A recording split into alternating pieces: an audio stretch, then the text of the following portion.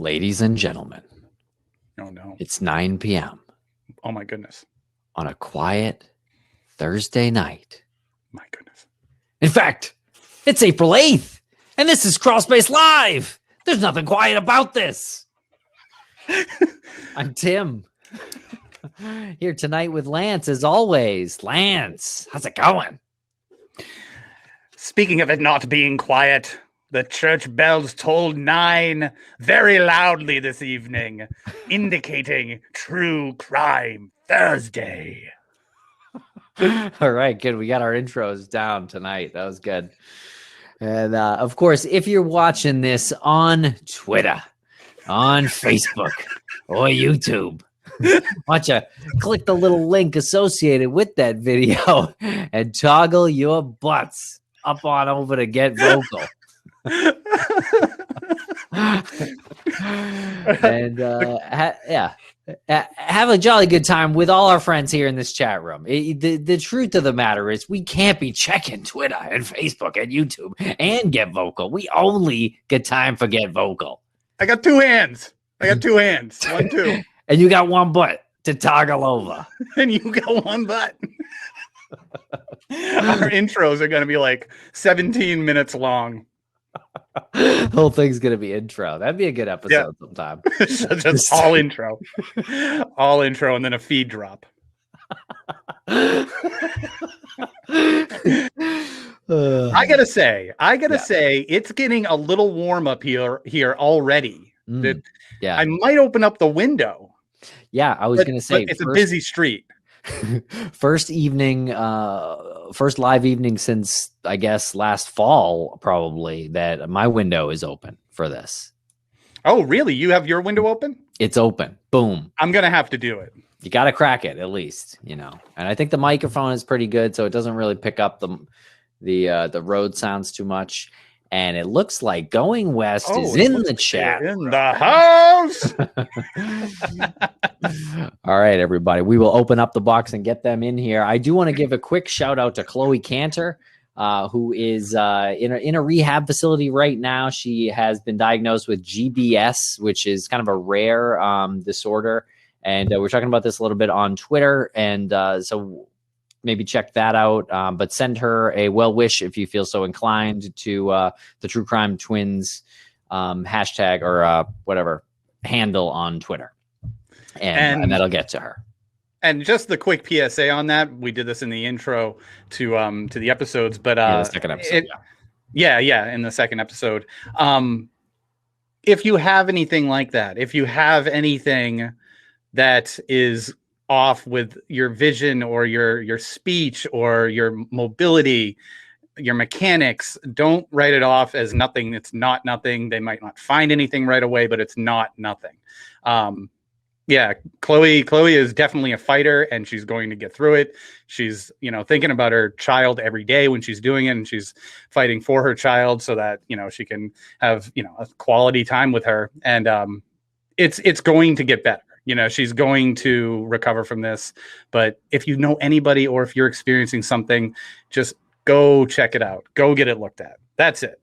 Now it's time to get silly. No. Michelle texted, yes, we know Daphne's trying to get on, Michelle. Thank you. Okay, we're going to open up the spots here so Daphne can hop aboard. Of course, Daphne is of the Going West True Crime podcast, Lance. It is a heck of a show. If you haven't heard it, crawl out from under that rock you're living under, first of all. Toggle out from the rock. Toggle your butt out. Yes, we can. How's it going? There they are. It's Daphne and Heath. Laptop microphone. What's going on, guys? How's it going? What is Good, good. How you guys doing? Doing great. Delightful now. Yeah. Even better now. That you two are joining us. Well, some crime. How you doing? What's up, Aaron? Yeah, we got Aaron. We got a chat room ready to talk to you two. How are you two doing? What's going on? Tell us what's going on in your lives. Good, very good. We're good. I mean, we're just alone every day working, and we're working on moving. Probably not for like 3 months, but you know how it's like the months leading up to a move is like crazy.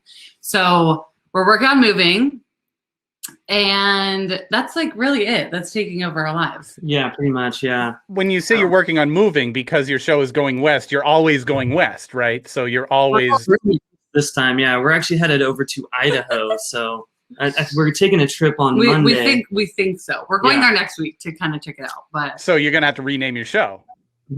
yeah, pretty much. Going Pretty east. much. Rebranding. This Yeah. is the announcement. Exactly. It's actually going to be Exclusive.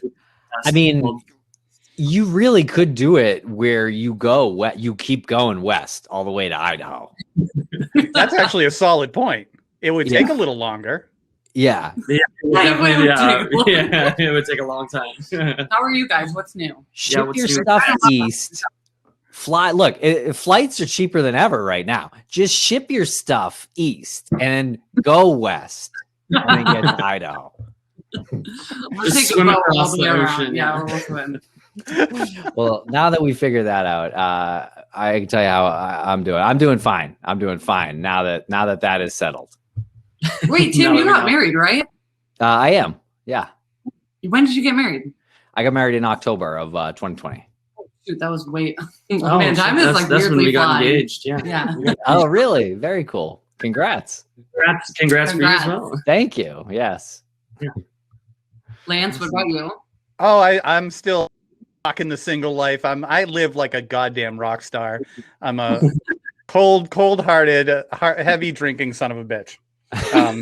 Just kidding. No, I live with my girlfriend. We have a lovely situation with a delightful little dog, and no, we do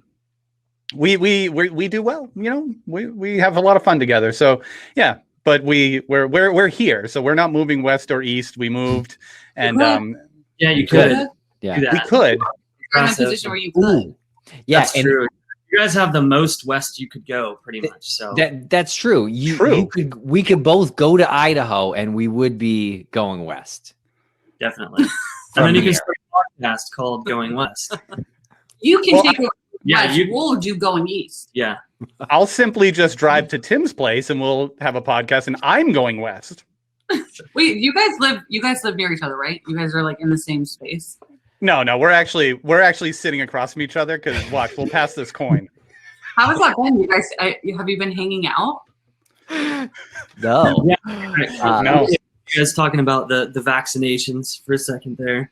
Yeah. A lot of people in the chat room talking about it. I got my J&J vax. Last week. How'd that go? Very excited about that. Went really well. Minimal side effects, but really, I'm just excited to not have to go back and do it again. You know, I just Yeah, we're going through that right now. We went.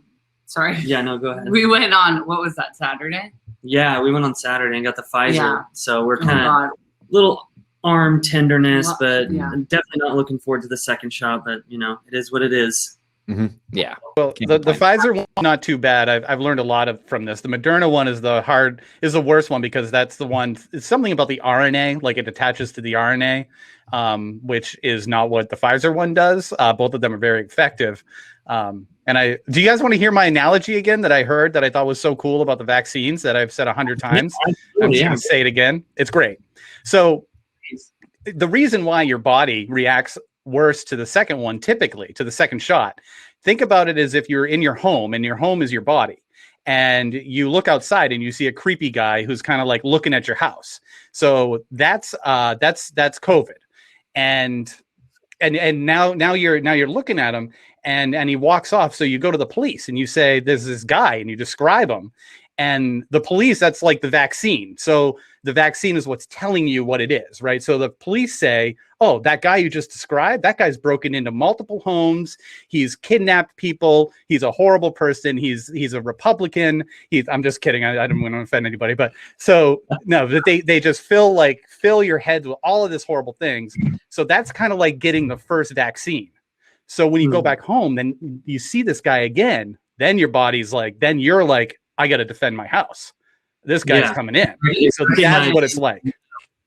You know, you're like, I've seen this fucking guy before, so now I know what I need to be aware of. Yeah. Yes. And Oh, and the police, the vaccine have prepped my reaction to this, and now I'm Okay. going to react to this. Gun and everything. And the side effects are like you put on armor and then you get sore because it's heavy. No, you just start doing a bunch of push-ups, and you get sore Okay. because you're going to fight them. Okay. Right. I really hadn't doing thought of it push-ups that to way. kind of set yourself up for victory. Yeah. All right, I'm here all night, guys. I love that. That makes sense because we've been talking about the second one because I don't know, you read a lot online. I do. I And then think I you read share it too with much me. online. And I then like I get literally scared. psych myself out about it. I'm like, oh my gosh, somebody may have possibly died from one of the vaccines at some point out of like millions of people, and I'm just like toying with my mind. It's crazy. Yeah. Well, it's We got it. what was that? I'm just glad we got it. Oh yeah, definitely.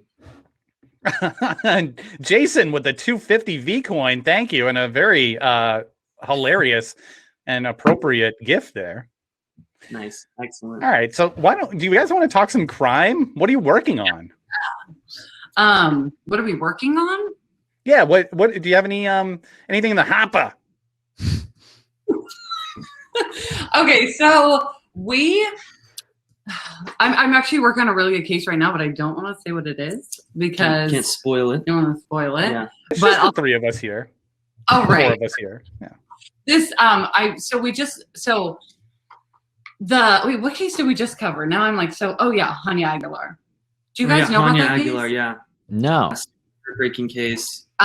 So it happened in 2018, in the end of 2018. So this 13-year-old girl in North Carolina was like, she would go every morning outside to heat up her aunt's car. Like before. Yeah, to heat up the car so that when you get in the car to drive, you're already warm. So she went outside just to heat up the car, and it just so happens, like, really just bad timing.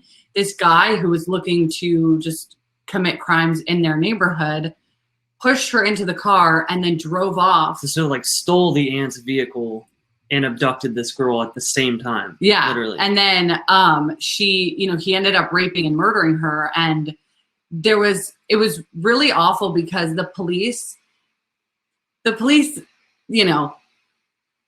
didn't really do a good job because there was all these rumors of where her body was and they were ignoring it, It was saying like that there was just rumors. Posted on social media and stuff like that. Like people had been talking about it in the community. Like, this is where we think she may be. And the police were like, oh no, those are just rumors. Like, let's not. But it was true. But It it was was like, actually that was where her true. body was. That's where she was found. So. And the guy who a lot of people thought did it came to police and told the police about it. And they ended up questioning him, and he had a warrant out for his arrest, like multiple warrants out for his arrest for previous crimes, previous rapes and robberies. And they just, like, the crime could have been avoided, but so due diligence was not They carried could have out. caught him like a year earlier. Was it like a year earlier? He had all these warrants out for his arrest and all this stuff, but they just didn't act on it. And then so it was a lot of just happened. And a lot of people were obviously really mad about that. So that only happened 2.5 years ago. And then the trial is supposed for the guy, the killer. The trial is supposed to happen in June. So it hasn't happened yet, but it's supposed to be coming up. Very scary. So that'll be really interesting to see. But he hasn't confessed, and it was very obviously him. And DNA linked it to him. So I feel like that's one of the things that just irritates me the most. Is like when all the evidence points to this guy who's been arrested, but you still can't come forward and say, "Hey, I did this." It just makes you want to just smack that guy, you know? And No, I don't know what you mean. No, just kidding. Yeah. No, how old was the girl?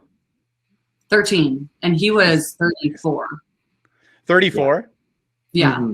How do you even defend that person? Like, as a lawyer, how do you, I mean, he must have a court appointed lawyer, or does he have one of his own? You mean, like, ethically? Yeah, right? You can't. You can't. I Honestly, don't I don't know. understand how some people can do that. Yeah, it's really messed up. But I mean, someone's going to do it, and I mean, so obviously somebody's already doing it. I totally agree with you, Shannon. Long sentence, absolutely no problem. I'm not even can't even read. So I'm trying to read all the stuff on the side here too. Oh yeah. So we just covered that, and that came out on Tuesday. Oh yeah, Jason's talking about the Lawson case. I would absolutely. We've actually thought about covering that case many times. I just get we just never hesitant. have. I just get hesitant covering cases that have a lot of other people covering it, because then everybody gets mad and they're like, "We know this one." Yeah, So, exactly. We should kind of try to pride ourselves on like picking and choosing which cases, little known cases. Every once in a while, we'll throw in like a popular one or like. yeah. We I mean, try you not to do guys. that. I found out about Mara Murray from you guys Yeah. back in the day. Oh, that's cool. So I have a question about that technique, that method. Is it do you ever find that it kind of like, I don't know, restricts your listenership? Do you find that people like you have to make a little bit more of an effort to say, hey, listen to this. This is, it's not John Benet Ramsey or something. It's, it's someone that's probably from a marginalized community that you haven't heard about, and we want to bring it to your attention. Is it more than the typical call to listen? Like you have to really push it. I feel like there's kind of like two sides to it. It's like you can think of it in the sense of like a lot of like really hardcore true crime fans, they've heard all of those cases or most of the very big cases, and so they're really interested in learning new cases and things, or just cases that we've found. And on the flip side of that, other people are like, hey, why aren't you covering John Benet Ramsey or whatever, There's a couple different kinds of true crime fans, like the ones who watch every Dateline episode and listen to every single true crime podcast, and then there's the other ones who are like, I dabble, So I know that there are people, and we do get suggestions sometimes for people who are like, can you cover Brandon Lawson? Can you cover, something like John Benet Ramsey? Or even a lot of people lately have been like, can you cover Mara Murray? But it kind of feels like, I don't know. I kind of guess I just prefer to save like the spotlight, if you will, for the cases that not a lot of people know about, obviously hoping that it could potentially maybe one day lead to something. But I also noticed that whenever we have covered a more known case, that episode gets like significantly less listens.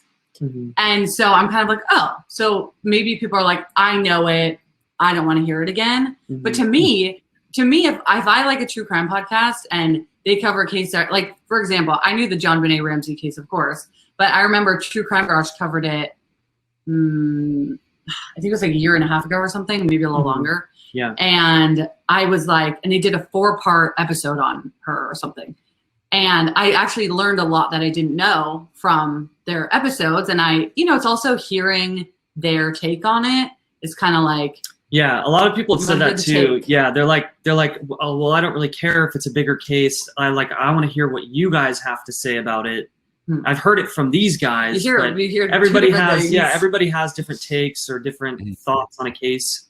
But what's really interesting is when we do cases like just lesser known cases, and we get like family members of like the victim will reach out to us, and that's how we met you guys. We're always like really freaked out. We're like, oh my God, like what are they going to say? And most of the time they're like, you guys did a great job covering this. Thank you for covering this. So it's been really positive. Good. Yeah. Very cool. Yeah, and I'm curious about your process and your dynamic. As we noted, you're an engaged couple. So how does that work as far as making the podcast happen? How is it all divided? Tell us, how is the how the bread is made? Yeah. How are the bagels made? I think it's how's the sausage made. I think that's the right now. So we both do our own research. I write the notes for Going West, which is, and you guys know what I mean by notes, but do the research, kind of type it all out, and then go off of those notes with details.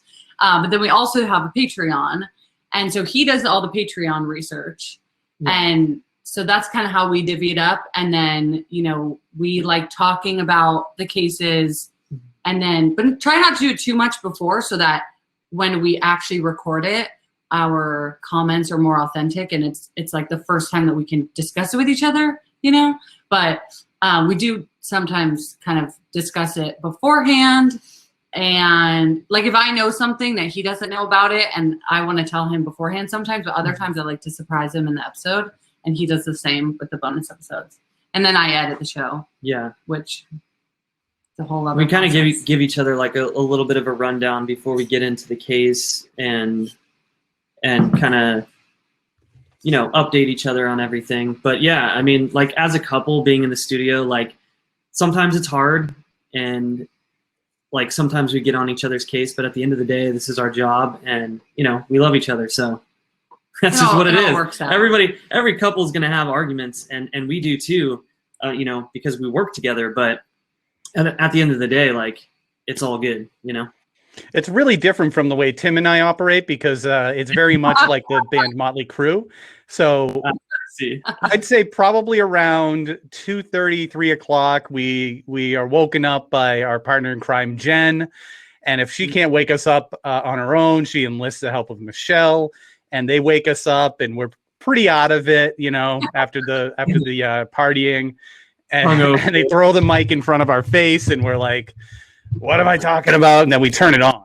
What is this? But we turn it off. Like, and then you press record. It's like, hey, everybody, welcome to Missing and Crawlspace. Did you guys usually record together in the same room? Before time? I wasn't done like to. crazy. Now I was. No. Yes, we. I had it all planned out. No, we used to. We had a. Or we still have a studio space in Worcester, Massachusetts, a small little room that's been described as palatious by the one Bill Thomas. Commodious. Palatious and commodious. And yeah, so we would go there pretty much every day, maybe 4 times a week, usually 5 times a week. And yeah, we would record. And then COVID happened and we probably check in there separately just to get the mail and stuff, maybe every few weeks. But, you know, we have this Get Vocal and we operate off of Zoom now. Like it really easy. Honestly, yeah. I am not a fan of the pandemic or COVID or what it's done to people and the economy. But we were very, very, very, very fortunate to be doing what we were doing during this time. That's exactly how we feel. Yeah, totally. Same. We're like, man, working from home has been really great during all of this. It's been amazing.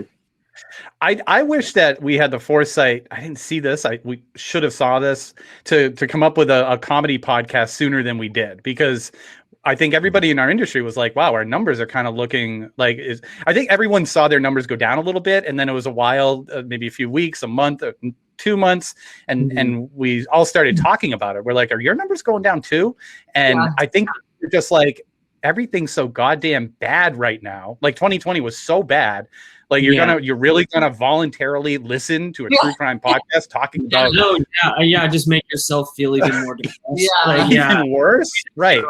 Or like, shit, are people even gonna want to listen to this stuff anymore? Like our listenership dropped for it. Like it did a little like dip and then it went back. Well, and we were kind of like, I was like, I get it. We were kind of looking up why that was and why that was happening, and it was like talking about how, you know, less people were commuting to work, and a lot of times people are going to be listening to podcasts when they're during their 2-hour commute or whatever. And so we're like, okay, like we take that into account. But then on top of that, you throw in true crime, and it's like there's no positive news coming out anywhere. And so people were just kind of like turned off by it for like a little bit. But the dark part kind of helped with that because it had a little bit more of like a comedic edge to it. I don't know if we told you guys we had that. Did we, about the dark parts? No, tell us about the dark parts. Yeah. We started we launched a second show called The Dark Parts in October, and that was kind of like a paranormal, like spooky kind of campfire type urban story, legends and stuff like that. I was like, what else? Yeah. Ghost stories, things like that, things that are more fun, because with true crime, you know, it's harder to lighten up about it and you can't make jokes. And so with those stories, since they're not real, depending on what you believe, we thought it would be a lot easier to be lighthearted and make jokes and be silly. It's definitely more like vulgar. Like my like silly side comes out in that show way more than totally. Yeah. We can be more ourselves instead of like, you know, more serious like on Going West. But we it was just becoming a lot to do both shows, to do the research and the the editing and to record That was it. a good And episode, Michelle. it became a lot, and so we actually just went on hiatus. Yeah, we like 4 started months it. We into started it. it. We were super pumped on it, and then we're like, man, this is a lot of work right now. And just like with everything going on, we're like, I don't know if we got to take some time off. But I do want to say, if anybody's like watching right now that does like the dark parts, at some point we're going to bring it back. So it's not gone forever. We just need a hire an editor, and then we will. If anybody wants to edit Going West, and send us a message. Patreon and the dark part. Yeah. And if anybody wants to just take my job for me, You take it. I'll just do Favorite part nothing. of the job is the editing. Am I wrong? Oh yeah, it's the best. The worst part. It's the best. No, it's the worst part. Tim does all the edit. Well, Tim and Jen do the editing for our shows. What do you But I personally think that Tim loves it. I kind of like it. I mean, to be honest, yeah.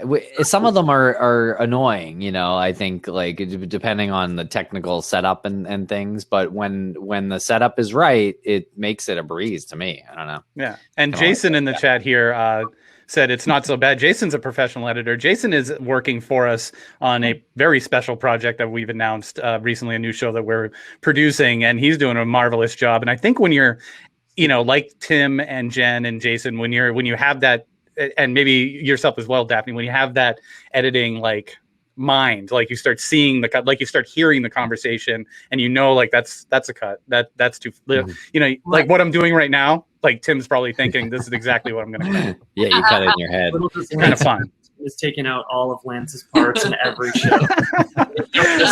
Any of that. God. You want to hear a quick story? Back in the day when we started this, we would record, and then Tim would do this first pass, and he would send me the first pass, and I would listen to it, and I would note the where I would think like it should be tightened up a little bit, and I would go through. This would be like a 3-hour process to go through and make notes on the time code, like cut here after this word, come back in here, because like I think we just weren't like used to having a system yet. And then once we started having a system and more things needed to be done, because this was when we first started, it just became, it became Tim's job to do the editing. But I was thinking about that the other day, like, good God, like how did we even release an episode? Like, yeah. I think It's insane. I definitely think about that too. And like the fact that like I feel bad for her, because during the first part of the show, like when we first started Going West, she would send me the link to the show, and I would listen to it back because I'm like, I gotta listen and see how I sound. And I just wanted to punch myself in the face every time. You hate your voice as you know. Yeah. I don't know if there's anybody out there that likes their voice as a podcaster. Aren't you used to it now? I'm kind of used to it now, but when we first started, I was like, oh my God, man. It's not so much the voice. It was mostly like what I was saying. At least it was a learning experience. It was, don't keep saying that. Don't keep saying don't keep saying like and sort of. Too. But then you overthink it. Then because once you listen back, like after the first couple episodes, and you're like, wow, we say so a lot, or we say we take a lot. Is the oh my God, is bad. Horrible, yeah. So was really bad for us in the beginning. We're always like, definitely. So blah blah. Yeah. I can't. There's those little words. I can't tell you how many people have been like, oh my God, these two sound like Californian brainless idiots. Like, because we have like only been a few times though. We've I feel like we've kind of fixed that a little bit, but it's kind of fun to see the journey of like how you fix little things and tweak little things, and how you get your routine, and how you become more of a professional podcaster. You notice little things like your ums and stuff like that. So it's kind of cool. Doesn't get better. You just have to edit them out. Yeah. Have to edit them out. Well, I would say, Lance, I think that is the biggest difference from when we started, is that we did get better at it, at like the ums and the ahs and thing. And I think it really started to happen when we got the studio, because it made sort of editing easier anyway. Because if we were doing it like this back then, it just wasn't as technically easy. We were like recording on Audacity, and it was just the equipment wasn't great. But yeah, I think we just got better eventually, and then we stopped doing that part of the process, Lance. Like we don't need that part of the process anymore. You know, that's a good point. Now it would be a waste of time to do that now, I think. Oh my God. I couldn't imagine. Imagine. It's funny. Someday I'll take a picture of my computer here around the perimeter of my computer screen, and how many little Post-it notes are just like little notes for me, things to like how to say things or things to not say. The ways to, oh yeah. If I notice that I'm saying something too many times, I'll, for example, if I get on a kick of saying things like, oh man, I can't think of it right now. Okay, here's a good example. At no fault of their own. I started, for whatever reason, that phrase locked itself in my brain, and I started saying it all the time. At no fault of their own. At no fault of your own. At no fault of your own. Like, so now that's a little note here. Just try to figure out a different way to say that. Have you said it less? Yeah, a lot less. See, no, she's calling. I'm not me trying out to now. call you out. I'm just saying you have an issue with saying actually. Oh yeah. Oh my gosh. Yeah. Which actually, I get. Actually. Yeah. All the time. Love it. It's actually one of my worst qualities on the show. I try my best to edit as many as I can out, but sometimes then you like roll into the next word, and it doesn't sound organic if I take it out. Yeah, totally. I mean, I think everyone's got a word sometimes, or several words sometimes, that kind of grab you into a sentence. I mean, that might be heats, and that might be one that you can just let fly, and let it go. Like, I wonder, we wrestle with that sometimes too. Like, how much time should we be spending on this? Like, how many do you cut out every single You can't do every single. I mean, right? But you can. But technically, it's a podcast, so you technically can. That's true. Yeah, that is true. But sometimes it's good. It's almost good to have things like that, and there's sometimes because it's more organic, Agree with that. Yeah. At some point, you're listening to a podcast and you're thinking, no one talks this. There's no. This isn't real. Right. And so she's guilty of saying, however. I do that too. I totally feel you. However, a big one. However. I also hate the way I pronounce words sometimes. I have to really articulate some words like broom. It's not broom, it's broom. You say broom? You say brum? Brum. Sometimes or room. Like walk into the room.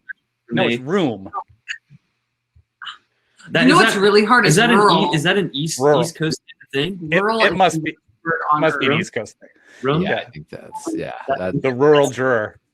I've actually thought about it. Yeah, rural sucks. I hate that. Rural.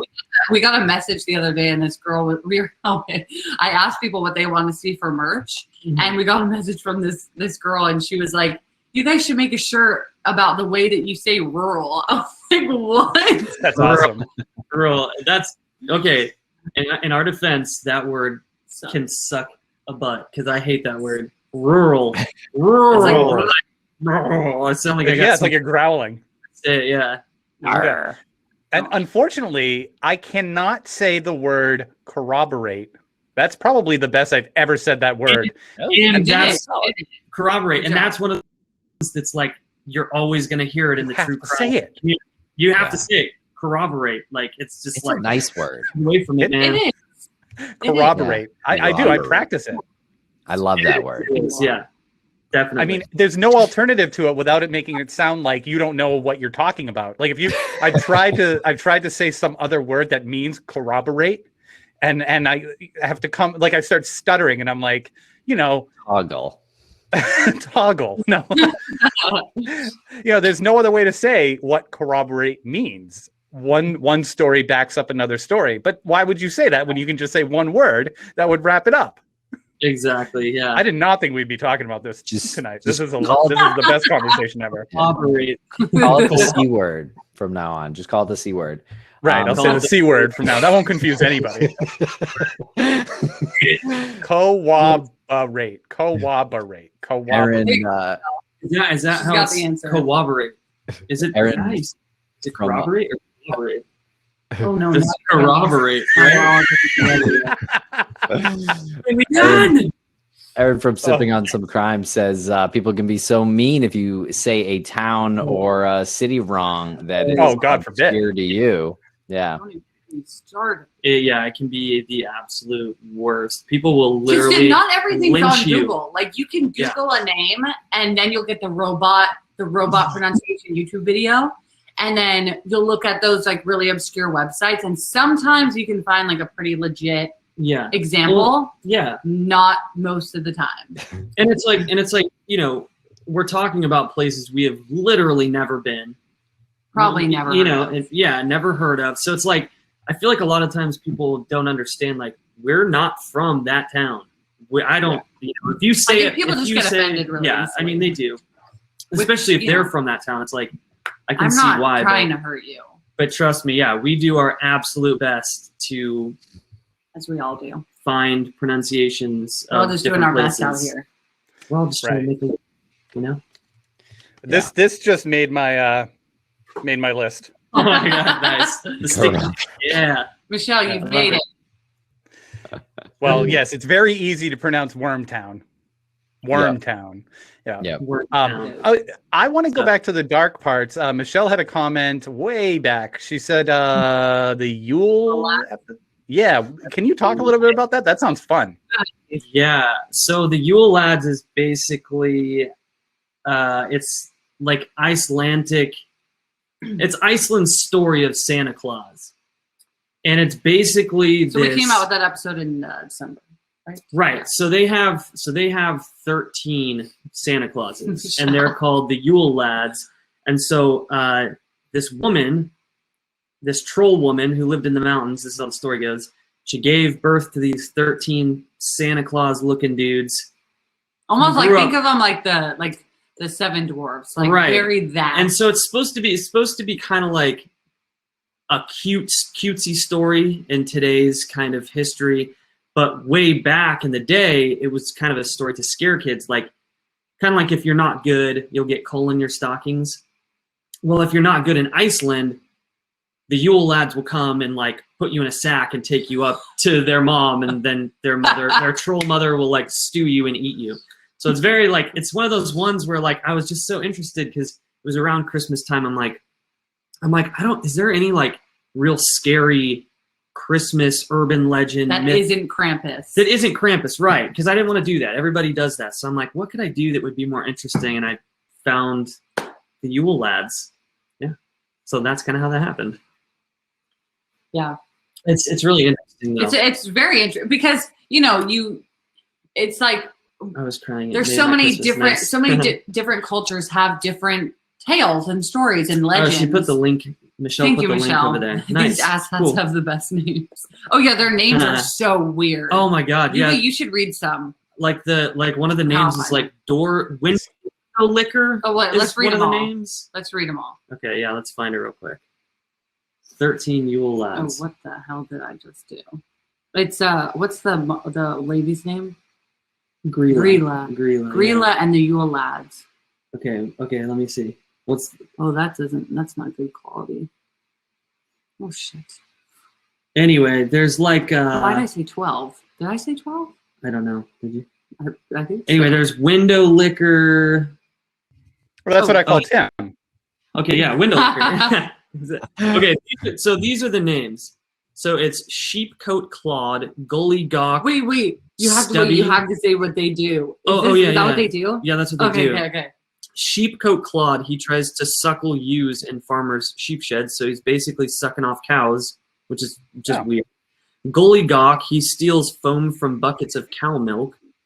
Weird. Spoon Licker, he comes into your house and licks your spoons. Pretty self-explanatory. Then there's like Pot Scraper, Bowl Licker, Door Slammer, and each of these guys like do some weird... They come into your house and they just... Weirdest one is Window. He likes to creep outside of windows and sometimes steal the stuff he sees inside. It just would be weird to have a Santa Claus looking dude looking through your window and just like creeping on you. Well, and then there's Candle Beggar, and he just steals candles. Like, and then there's Meat Hook. He snatches up any meat left out. Why are you leaving meat? Very unsanitary, guys. Don't leave your meat. Window peeper is, I think, my favorite.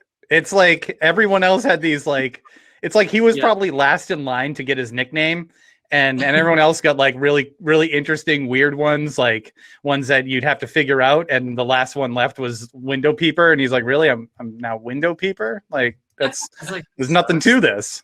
Like that's it's the You basically your job is to go like peep through people's windows and just which is probably the creepiest one too, except for the guy who like drinks from the sheep. And then you report him to the cops, and then you realize it's it's COVID. Look, we came full circle. Oh yeah, COVID out your window. Yeah. Well, when I was doing research for that episode, they were talking about how it was a tradition to leave a bowl of soup underneath your bed. It wasn't that in that episode? We were talking about that. Yes. I'm like, that is just disgusting. Like I can't even think of anything. What kind of gross. soup? You don't leave soup under your bed? Am I alone here? I mean, I do now. Nice hot bowl of minestrone. What? Yeah. Yes, don't. You're saying you don't. I like soup with extra fuzz and hair and stuff in it. To me. Wait, didn't you mention that? Why did that come up? Is that I what can't was remember. usually in them, or did you make a joke about that? It was something about, I can't remember exactly what it was about. But and anyway, that struck a memory. really nasty stuff. Anyway, going on so there. that's like one episode we did on the dark parts. Yeah, I mean we've done I'm still kind of hung up on the soup thing. Is there a particular kind of soup you're supposed to leave under the bed? I don't even know, man. It's like an I Icelandic don't know. soup. What if it was a chili or a stew? Does that count? It's like reindeer stew. I love chili. Reindeer we should have stew. chili for dinner. Oh my Wait, God. what'd you guys have for dinner? I had some HelloFresh. Oh, really nice. Hey. Oh my god, my mom is having HelloFresh for dinner tonight too. She just texted me like an hour ago. So Hold on good. to sponsor our show. Damn it. I haven't done HelloFresh in a while. We made we randomly went to the Hashtag not a night. in Boston. They have their outdoor market where you can get vegetables and things like that, and they had the fish dealers there, and we spontaneously bought red snapper. So we baked a red snapper tonight with some dill and garlic on the inside. It's my girlfriend's signature fish recipe. Goddamn delicious. A quality whitefish. Yeah. Oh yeah. We just did what last week. Well, we were We vegan, but we're kind of like transitioning into eating like fish and like eggs and stuff every once in a while. But we did like a mahi tacos on the grill. We grilled it up. Amazing. So good.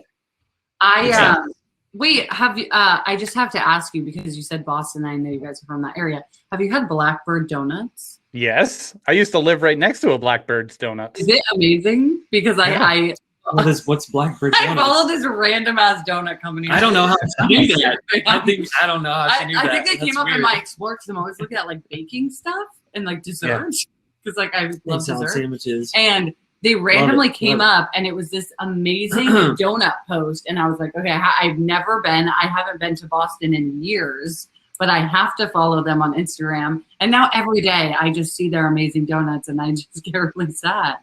Oh, So, they're ridiculous. someday. Yeah, they're in the Fenway neighborhood. I think their shop is maybe 20 feet by 7 feet. It's like this rectangular shop that's kind of tucked into a building. And I mean, dangerous though. Dangerous. Those are dangerous donuts.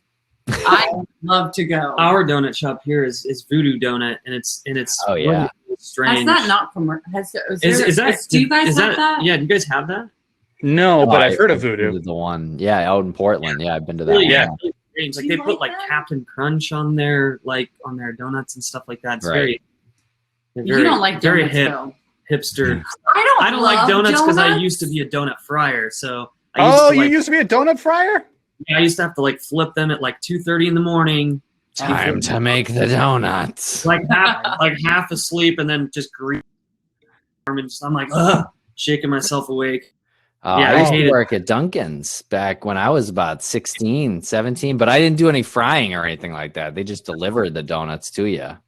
So can Yeah. you have donuts today? To this Can you, day? yeah, can you smell? I mean, as an adult, I try not to eat them, but once in a Yeah. while, I'll go for one, here and there. Especially in the fall, in the autumn, when you go to one of those farm stands and you get that apple cider donut. Good goddamn. Don't try to tell me you're not going to eat a freshly made apple cider donut.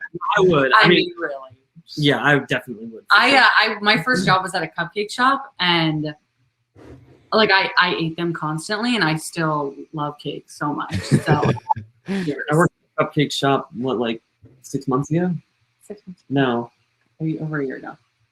Oh yeah, well yeah, I guess it was. Yeah, but you don't. When we lived in LA, He doesn't like dessert, which is just. I don't. I'm not a dessert guy either. Give me an extra like feeling of like some savory stuff. I love dessert. Last night we had this brownie with caramel and vanilla ice cream. It was like a hot brownie. Oh my god, I want it right now. Did you guys feel that the pandemic kind of? Did you guys gain like the pandemic 20, pandemic 15, no. like the freshman 15? I don't think so. I do feel like I aged though. I feel like my hair is definitely grayer, and I probably I only got one professional haircut done the entire pandemic so far, and it's like been bad. So like right now, if you were to it's real uneven, doesn't look that bad right now. Beard and everything, holding the staff like hunched back, like it's been a year. Yes. Yes, it's been the longest. It feels like way more than a year, and I don't think I'm alone in saying that. I think all the alcoholics that were created during this pandemic, because that TikTok. I don't know if you guys are on TikTok or anything like that, but there's like that song where it's like, "Do you want to start drinking?" Like something about it being like noon and drinking, and I'm like, oh my god, this is a bad trend. Like we're gonna come out of this, and everybody's gonna go to AA. Yeah. You know what the thing was, like, no one expected it to go on so long. And it was like, kind of like if the power goes out in your house and you have a fun night with candles and games and it's fun because it's going to be over, just eventually it's going to be over. So yeah, this has just been the power's been off for long enough. Easy, for sure. Yeah. But did you guys get like creative with cooking? Yes. Oh my God. Yes. Yeah. So when I bought a pizza oven during COVID. Oh, don't even. Yeah. It's in the backyard. It's in the backyard. Yeah. It's amazing. I built her a pizza station and everything for it, man. Like literally, she's out there cooking. But the problem is because it's been winter and it's been really cold in Oregon. It rains so freaking much, so it's been so rainy. And so I don't want to go back there. Yes, Jeff. It actually is an uni. Oh, it is an uni. Yeah, it is. I love my uni. It's amazing. But I you know what? I got this gluten-free flour on Amazon. I think it's Caputo's gluten-free flour. I'm not gluten-free, but when you can, you can. So it tastes exactly like legit good, amazing Neapolitan pizza, but it's gluten-free and it doesn't taste gluten-free. So I was like so amazed when I found that. So I did a lot of pizza making and a lot of baking. And then that was in the beginning. I was like, I'm going to bake. It started with the banana bread trend. And then I started making a lot of pizza. Yeah. And then, Yeah. If you know anything about Daphne, she's literally, her mind is always working and trying to come up with new ideas for businesses. This girl. Oh, God. Actually, before we had a podcast, we literally were trying to start a popcorn company, like a microwavable popcorn company. And that's what we did before we were podcasting. And she's everything from clothing to coffee to chocolate. She's always got an idea of like starting a business. Crazy. She's entrepreneur. I love it. That's great. There's got to be some way to combine those passions, right? Podcasting and popcorn and pizza.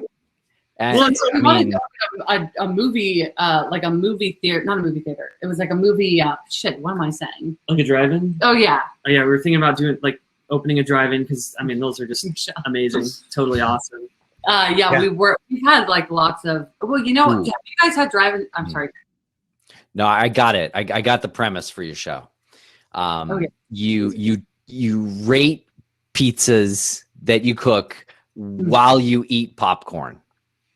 Amazing. And you podcast. It's a podcast, so it's going to be real tough to listen to because you have food in your mouth the whole time. Right. Exactly. I would do that. I would have. It's going to be hard to talk. My brain went Up to to 10%. my 10. Wow, he's giving you a deal. Well, tasting. One-time deal. It goes to 15 at 10 o'clock tonight. Oh my goodness. You And Tim will edit sign it. now. Sign now. Yeah, we'll edit it. Yes. Well, you think about like what you're gonna do. Like, I don't know. I've thought about this. Like, am I gonna be podcasting forever? Like, is that gonna be something Yeah. I do? Like, Yes. we want to do other things. Yes, this is I it. know. I mean, Yes. popcorn company, man. Some chocolate company, whatever. I'm working like very seriously on, as Michelle knows, and on coffee right now and doing a coffee company. Love it, So Jason. Jason we're wants to just be involved. like trying to do other things and then just have a bunch of stuff going on. Yeah, I mean, as long Just as we in case can we go podcast, as long as as people are listening, I'll put out an episode. I mean, I really don't give a shit. I love the people that listen to our show, and they're amazing. So if somebody's gonna listen, we'll put out content. But How about a pizza with popcorn? with popcorn On on top? it. Yes. Already. Don't. Yeah, think about it. Not the I'm not cheap even- best foods. I mean, Bro, come we are on. not the type of people that are gonna knock food. So yeah, we will I'm never so knock until hungry we try now. it. So What are we gonna have for dinner? I'm so hungry now. What? We're gonna have coffee, chocolate, Is and pasta anybody popcorn. else's like go to? We'll just have pasta. No. Do you guys? Oh, I feel like that's just just- us. I think that's Sorry. just Like it's back just up, an like easy. we don't know what we're gonna make. Yeah, I guess we're we'll just have pasta. So that's disappointing. You know what I've been obsessed with? I've been obsessed with Mexican cooking. I'm really, really obsessed with Mexican cooking. I bought a tortilla press, and I make homemade corn tortillas now, and they're so effing good. What do Yeah. you do? What do you do? What? What do you do? Like, do you make tacos? Oh yeah, tacos. So and I like to put a little lime zest in the corn. So your taco, your tortilla has a little lime zest in it, and the I mean, really, like you could just roll it up and that's it, and it's so good. And Oh, most God. people actually don't know that Lance is 3/4 Latino. I am slightly. It's easier to say 3/4. I'm more like 82%, but it's just easier to say 3/4. Yeah, I love yeah. Mexican food as well, Yeah, and big fan. I would love to try your tortillas. I would. Well, once we can all travel, I'm actually using your word there, inviting everyone in this Get Vocal to my place for a taco night. Take a screenshot of the people in the Get Vocal because everyone outside, they got to pay. Everyone not in the Get Jason's Vocal. screenshotting this approved. You're not in this Get Vocal right now. You got to pay. Five- Right $5 in. fucking now. And if you're on Facebook, YouTube, or Twitter right now, sorry, you didn't talk your butt over. Sorry. You got to pay. You get in. Taco night. Sorry, suckers. So what do you guys have any big projects going on right now? All I'm thinking All of about it. is my corn Anything you're tortillas right excited about? I mean, other than the corn Other than the tortillas. now. Aaron said no taco, no Oh, taco, no taco. That's some headline stuff right there, boys. Oh, Yeah, well, funny. we're always working on stuff. We got some new shows joining the network soon. We've got a new show that is being worked on that's been kind of teased about on Twitter, or at least it's out on Twitter. I mean, it's out there, called Death by Incarceration, which is a pretty important show. Yeah, Lance, let's I don't know throw if you want a to. link there. Yeah. Just a little Perfect. bit on Lance, this. taste. What kind of beer do you guys like? Oh man, we talk all day about beer. Uh-oh. I got this one going right now. Nice. Excellent. It's the Latino. Tea. Are you guys What? IPA guys or? Yeah, I got like the Founders IPA. I think that's what I'm drinking tonight. Yeah. Wait, Yeah, there Lance. you go. Tell me Boom. about the show. Nice. What? Tell me about the show. Yeah. Tell us about the show. Oh, Death by Incarceration is the, I guess in a sense, a spin-off show of the popular show called Suave, which is produced by Futura and PRX, I think. And it's about David Luis Suave Gonzalez, who was incarcerated when he was a juvenile, and he was let out through some legislative changes. And it really, I don't want to get bogged down with that, but he was released and he told his story. And the story, in Suave, the podcast, and now he wants to use this platform to try to actually initiate change with juvenile incarceration. It is a very infuriating system which will incarcerate mostly young black men for life. It's not the death sentence, but it's 50 years. So there's no death sentence for juveniles, but they'll say, well, now it's 50 to 70, 40 to 50 years. Like that's what they'll give you. And the average lifespan for a black male is like 63 years old or 68 years old, in that range. So it is life. And then if you get out, if you're lucky to get out, then you're on parole for your life. You can't go anywhere. You're still incarcerated. And he connected with this really passionate advocate and social justice warrior named Kevin McCracken, who runs a company called Social Imprints. And that company is a really successful like t-shirt printing company, graphic printing company. And he only employs formerly incarcerated people. He's a former heroin addict. He's been clean for like 24 years. And he has a podcast called Adulting Well. So they connected, and excuse me, Maggie Freeling was part of the Suave show. She was one of the producers and one of the hosts. And Suave and Kevin asked her, we want to do our own show. Can you give us advice on who to talk to? And she said, talk to Tim and Lance. And they talked to us, and we were like, yeah, this is it. That's incredible, guys. That's and the show is ridiculous. If you if we had put a link in there for the episodes that are there now, we don't have any episodes up. It's going to be premiering in June, but there are 2 trailers, and there's a clip which when it happened, we instantly hit record on Zoom. And Jason in the chat is the editor on this show. He saved the audio because it was so spontaneous. Suave had I think he was on a break from his work, and his work is literally going around in the city of Philadelphia, finding people who are troubled, finding people who are maybe homeless, maybe, they're just in trouble, and he picks them up. And he brings them in for treatment. Like, he works with the police department to do this, sort of like a guardian angel type program. And we were having a production meeting, and he's on Zoom and he's on his phone, and he starts talking about how, so many people know what this is. And he's like, you have no idea. And he just said, watch, I'm just going to go up to these people. So he hit record, and he goes up to 3 random people, and he said, what does death by incarceration mean to you? And one of the guys, without missing a beat, says, it's a slow drip, drip, drip of your life. And that guy ended up being in prison as a juvenile. He just got out a year ago. He'd been in for 36 years. Wow. And that just happened like out of the blue. And the woman there had a son who was still in prison. And this other woman was like, it's a system that's broken that needs to be fixed. And that was just random, just a random moment. So yeah, it's a really important show, and there's going to be so many, they're doing interviews like crazy. Kevin and Suave are doing interviews like crazy.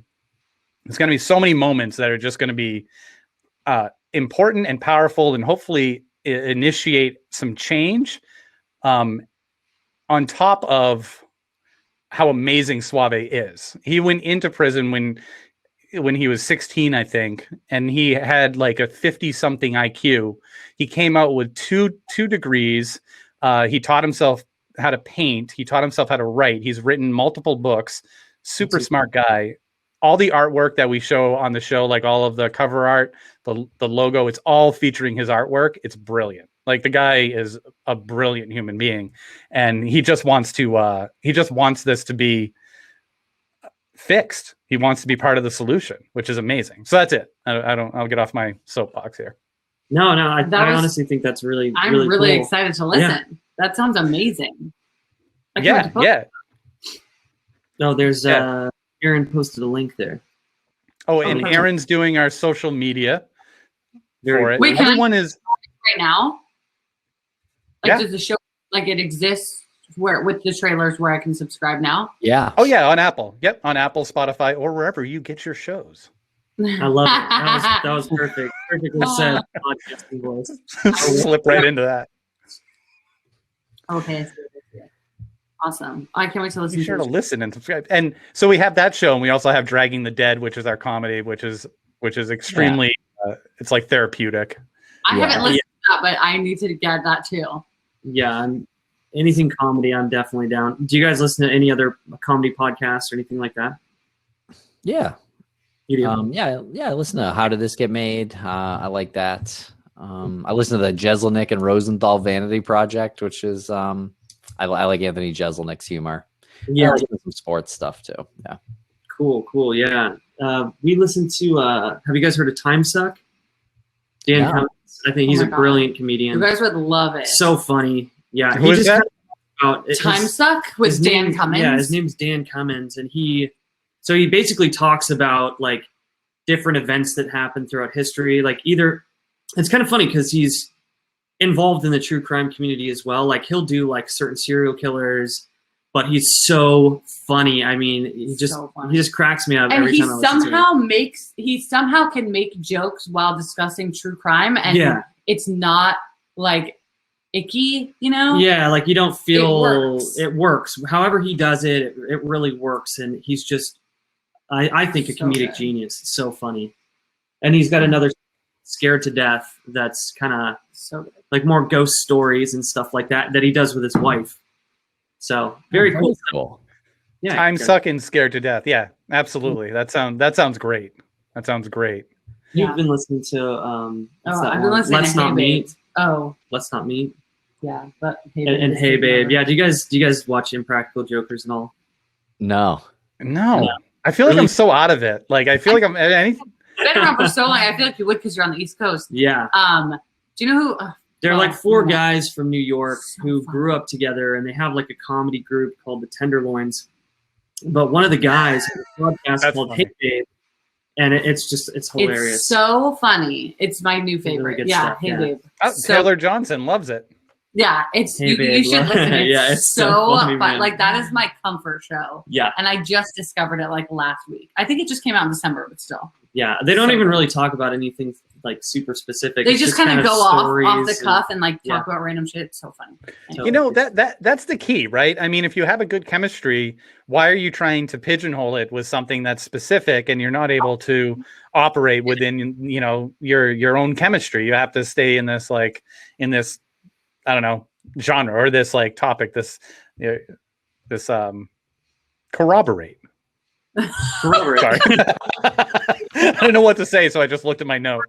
Is that Hunter? Is that Hunter who is in the chat right now? The one who kindly gifted this hat to me. Hey Babe is a total train wreck. It's so funny. Oh, definitely will listen to that. You should. Yeah, it's so funny. Freaking hysterical. I think all of the shows that Mike Morford does are truly comic genius. That's he's he's totally true crime. He's totally true crime. Yeah. Podcast he has. What's his podcast? He has every podcast that isn't what you guys do and what we do. Everything else is Mike Morford. Yeah, Criminology is one of his big ones. Yeah. Okay, I see. I've heard of. Isn't he pretty like he's kind of like a conservative guy, pretty conservative guy. From what I don't know. Maybe, I don't know anything. I don't either. I've never heard of him. Never heard of him. Like in India. Yeah, we get really. There's so many true crime podcasts. Like, how do you keep up with all of them? There's thousands. I feel like it's crazy. There's a lot. Oh, I just read like a really cool statistic, which we can all be proud of. 26%, I think, 26% of people starting a podcast don't release past episode 1. That's not surprising. Really? 26%? Wow. People who are like, I'm going right. Put up the white flag. Yeah, this guy called me an idiot. I'm done. Well, I honestly think too that people underestimate like how much work goes into it, and then you're like, I'm just gonna start one because. And you start it, and you're like, wait, this is Jason like hard. It is not easy. Oh my gosh, it's not easy. But once you get the hang of it, it is definitely a blast. Yeah, awesome. it really is. That's crazy. 26% though. 26%. Well, I guess that makes sense because especially in 2020, when people were probably trying to find something else to do, and then they were like, well, maybe I'll just try this podcast thing, and then they do it, and they're like, I don't want to do this podcast thing.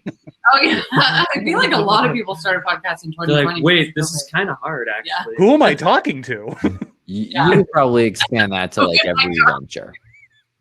What did you say? You could probably expand that to like every creative venture, especially started now that, about 25% or whatever just doesn't keep it up after a while. Oh, yeah. Or you start and you realize that you actually don't like it. Yeah. And then, which is fine. And that's okay too. Yeah, it is. It's fine. Well, it's like, It happens to me all the time. I'm actually surprised that she stuck around with podcasting because, I mean, with all the different ideas she's had over the years that I've known her, like, podcasting is the one that apparently just stuck. Somehow, So, my mom's very proud. She's very proud. Our both of our families are very proud. They tell us all the time. Good. They're my friends. They're like, oh, my son's got a podcast. Yeah. Good. They're like, what's a podcast? Yeah. All the friends. Oh, yeah. People All our my parents tell, parents' like, what's friends. that? They're like, I'm surprised how many people radio show? still don't know what a podcast is. But Just tell them cereal. Yeah. That's the first podcast I ever listened to, actually. Exactly. That's Everybody knows cereal. Come on. And if they don't understand cereal, just say, well, it's kind of like the audio version of Making a Murderer. And if they don't know what Making a Murderer is, say, have you seen Unsolved Mysteries? And that should do it at that point. Yeah. Just keep going back. Have you seen The Twilight Zone? Have you heard of Marconi? Do you know what Earth is? yeah, you go all the way back 4.5 billion years. I think something that is a glue that keeps people podcasting is when they meet their peers like this, and being in the true crime genre, I think is a little bit more close knit and passionate than I would say even like the comedy genre. I think the true crime genre deals with so many ranges of emotion. You have to be serious, but then there are moments where you have to do something like this and just be goofy. And that brings out a lot of emotion and brings out a lot of connectivity, I think.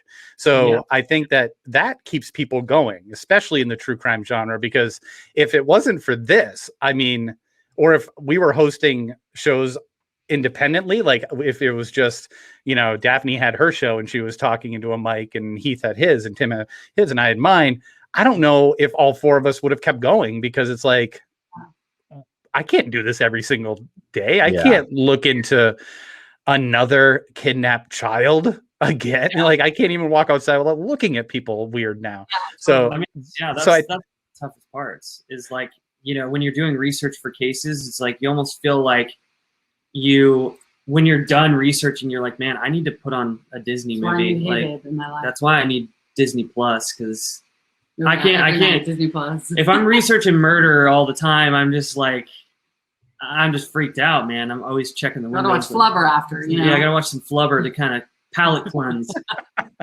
We're at the point where I have to watch like Apocalypse Now. Oh no!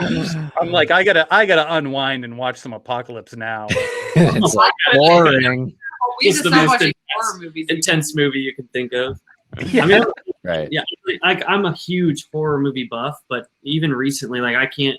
It's hard for me to like be binging horror. Like, sometimes I'm just like, I can't watch this right now. Like, and all of my favorites are like, they're more cheesy 80s horror movies like Friday the 13th and A Nightmare on Elm Street and all that stuff. But like, she'll try to get me to watch like a newer horror movie, and I'm just like, the only one I've been trying to get him to watch is Devil. She wants me to watch Devil. Have you seen M. Night Shyamalan's Devil?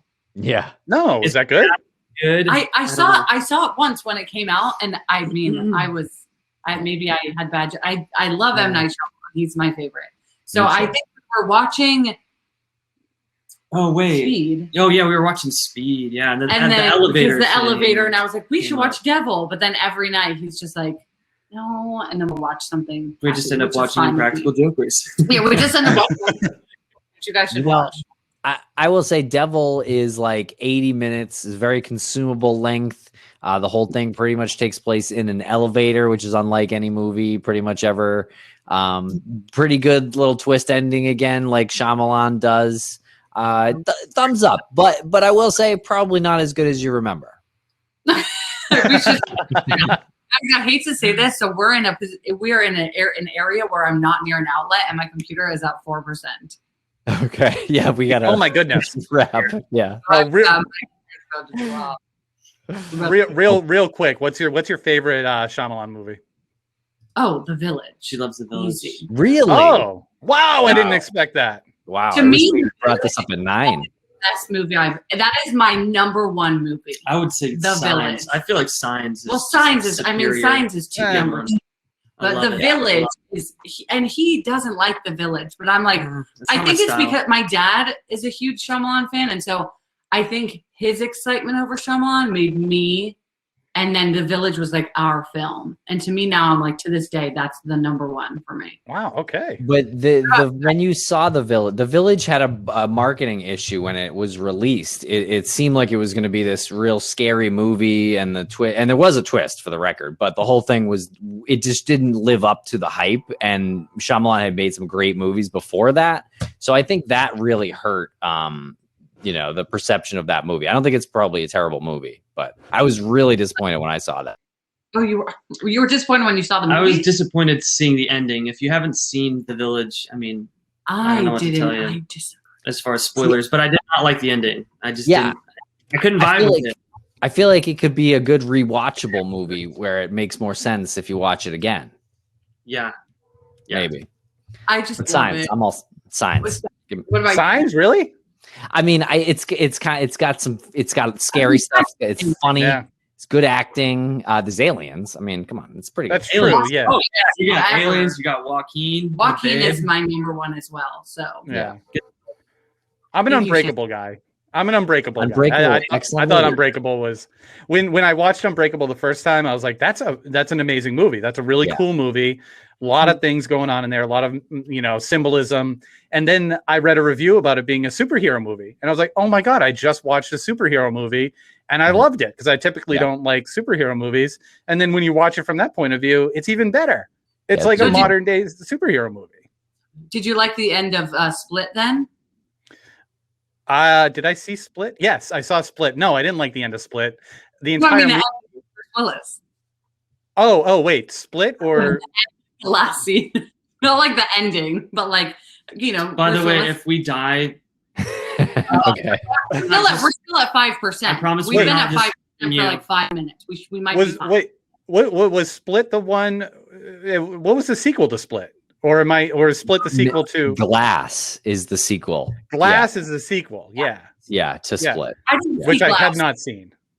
But I only mean because you said but I did not see Glass. I don't know why. I think I forgot about it. I heard the end to Glass was just terrible. Oh, they kind of blended. They were okay. I don't know. Unbreakable, very good movie though. Yeah. Did you guys watch Servant, or are you watching Servant? No, not yet. I do want to see it though. It's pretty good. Oh, that one. Yeah, for sure. Yeah, Servant. The show. TV show on Apple. Really freaky. It's good. I like it. It's good. They're working on season 3 right now, but I have not finished season 2. But I do enjoy it. I think I'm a bit more of a weenie. I just stick with like old classic horror movies. I can't do like this. Like she loves The Servant. I just can't do it. I'm like, give me some cheesy 80s gore. What's your? I'm gonna run this interview until your computer dies. What's your favorite? What's your favorite old classic horror movie? Favorite old classic? I would probably have to say like The Lost Boys. Shut up! I was just thinking of The Lost Boys when you said that. The first movie that came in my mind was The Lost Boys. You're striking me as a Lost Boys fan. I'm an Alfred Hitchcock gal. Let's see, what's the quality and like Universal monster movies. I love all the Friday the 13th movies. I love that franchise. I think it's just amazing. Halloween, obviously. Halloween, yeah. There was actually a film. What's that film that I like? That's got Jason Alexander in it when he's young, 1980. Why can't I think of this? Jason Alexander? Pretty Woman. That's from Friends. Is that Terry? No, from Seinfeld. Anyway, it's about Cropsy. I don't know if you guys know. Oh, Rope is a good one. Yeah. Oh yeah. Yeah, so it's called why can't I think of it? Big Twilight Zone fan. even though Anyway, it's not on the I can't Oh, think yeah. of it right now. Yeah, lots of 80s ones. What about you guys? Right there with you. Right there with you. The Burning. The Burning. Yeah. Oh my God, thank you. The Burning. Nice. Excellent. I don't know why. Such a good film. Actually, that film was written before Friday the 13th, but Friday the 13th was produced before The Burning, and so it never got its recognition. But it's actually an incredible film. Really, Yeah, really it's Friday was again back to marketing. I mean, Friday the 13th was all, but they freaking took out a single page ad before they even had a script. It's like coming Friday the 13th. They after Halloween, they knew they had a hit movie. If they just let's pick a holiday, Capitalize on another creepy holiday. The Burning. Guess honestly, what? it's an amazing film. Love it. Yeah, but it didn't have a holiday, Heath. It did not. So we didn't get blessed with that. But, we've got some other ones too, like April Fool's Day. That was a good one for the 80s.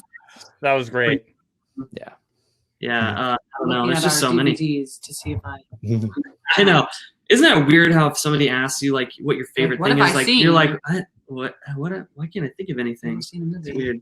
Anyway. I always kind of go to just ones that like if I don't know what to watch, like if there's like a downtime and I don't want to spend time scrolling or something, like what do I always go to? What's my go-to? What's the one that's never gonna let me down? Yeah, definitely. I think like for a horror movie, like Halloween is the one that'll just never let me down. Yeah. You can watch Halloween for like the plot, like it's great, like just the simplicity in the plot and how effective it is, or you can watch it for a filmmaker from a filmmaker standpoint and say, well, there's a pile of cables, there's a continuity error, and it's just as lovable watching it from that. Yeah, it's interesting how like when it first came out, people absolutely hated the film. I mean, it did not get good reviews. Halloween was completely crapped on, and people hated it. And then all of a sudden, one person gave it a good review, and then people went back and rewatched it, and they're like, actually, this is some pretty good filmmaking, like amazing stuff. So it's interesting to kind of get into the history of like all those older films. For sure. I think we're burying a film here that's been mentioned numerous times in the chat, Pan Man, which is really the go-to movie. Pan Man. Well, we got to tell you before your computer dies.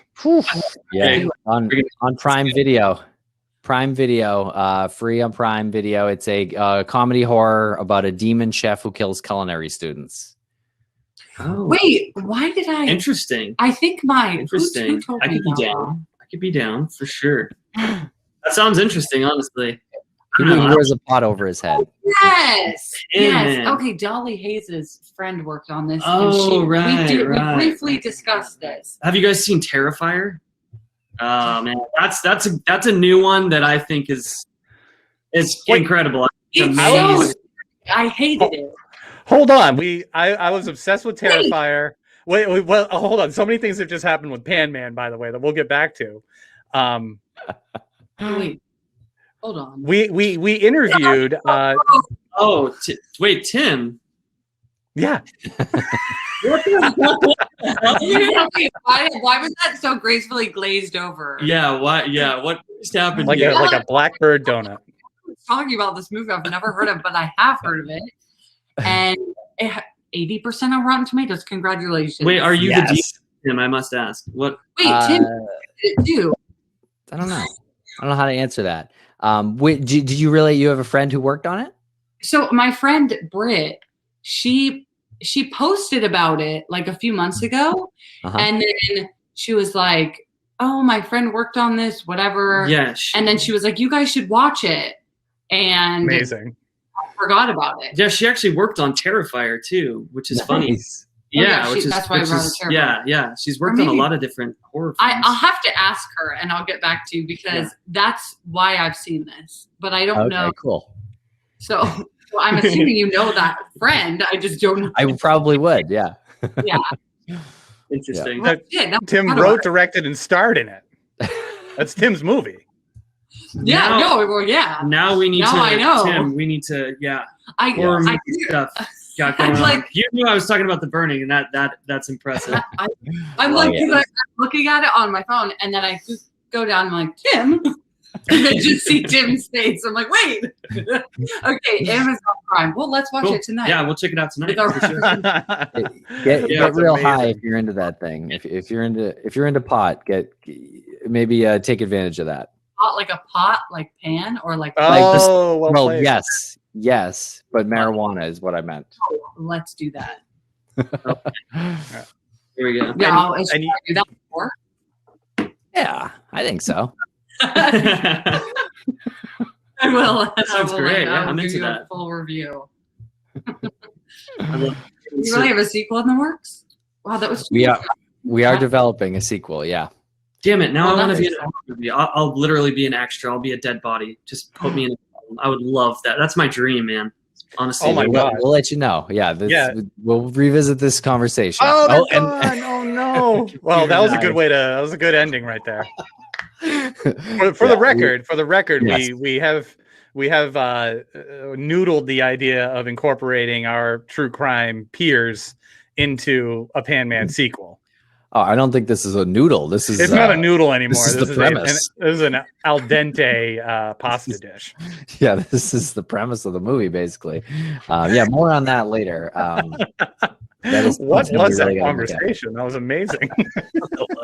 That was great. Just a hangout sesh, just to get to Yep. know you sesh more. That's nice. That was fun. We should do that more often. Once again, thank you for wasting your evening with us, guys. No, thank you very much, everybody. That was a lot of fun, and thanks to Daphne and Heath. And yeah, we'll see you next week, everybody. What do we got next week? You got to talk to your butts. It doesn't matter. Next week is toggle time. Let me see real quick here. Looks like we got Kevin and Suave. Kevin and Suave next week. Yeah. Little death Boom. by incarceration. Boom. Boom conversation. Perfect. All right. All right. Over and out.